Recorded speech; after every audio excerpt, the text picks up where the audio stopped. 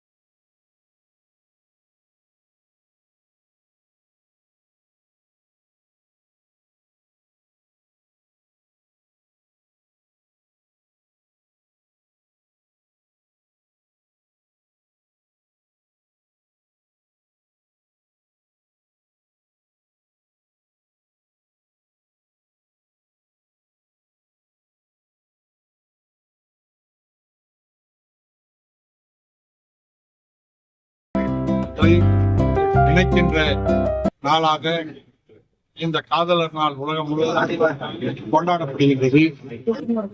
இது இந்தியாவில் மட்டும் ஒரு சாதி மத கட்டுமானம் இனி போயிருக்கின்ற காரணத்தால் காதலர் நாளை எதிர்க்கின்ற தன்மையும் இந்தியாவில் தமிழ்நாட்டில் மட்டும் மதவாதிகளால் உருவாக்கப்பட்டிருக்கின்றது. காரணம், அவர்கள் கட்டி காக்கின்ற மத இறுக்கத்தை, சாதிய கட்டுமானத்தை அது தகர்ந்துவிடக் கூடாது என்ற காரணத்தால் சாதி மறுப்பு திருமணங்களை அவர்கள் எதிர்க்கின்றார்கள். ஆனால் அது இயற்கையானது, அது யாராலும் தடுக்க முடியாது. இன்றைக்கு நாங்கள் மட்டும் 25 ஆண்டுகளில 10,000க்கு மேற்பட்ட சாதி மறுப்பு திருமணங்களை நடத்தி இவ்வளவு திருமணம் நடத்தப்பட்டிருக்குது. இருந்தாலும் வந்துட்டு இப்ப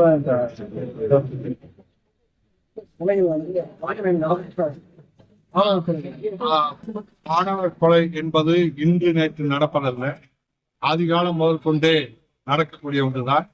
நம்முடைய குல தெய்வங்கள் என்று சொல்லக்கூடிய மக்கள் கொண்டாடுகிற ஒவ்வொரு சாதிக்கும் குல தெய்வங்கள் இருக்கும். அந்த குல தெய்வங்கள் உருவானதே காதல் திருமணங்களில் கொலை செய்யப்பட்ட பெண்ணினுடைய வரலாறு தான் பின்னாளில் குல தெய்வமாகவே வைத்து வணங்கி கொண்டிருக்கிறார்கள்.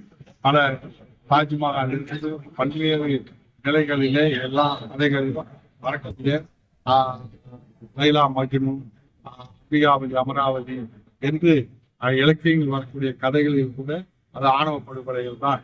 ஆனால் இப்போது ஊடகங்கள் பெரும் அளவிலே வளர்ந்துவிட்ட காரணத்தினால் அதுவும் தமிழ்நாட்டிலே அங்கொன்றும் நடக்கக்கூடிய அந்த ஆணவ கொலைகளை செய்திகள் விரைவாக வருகின்றது.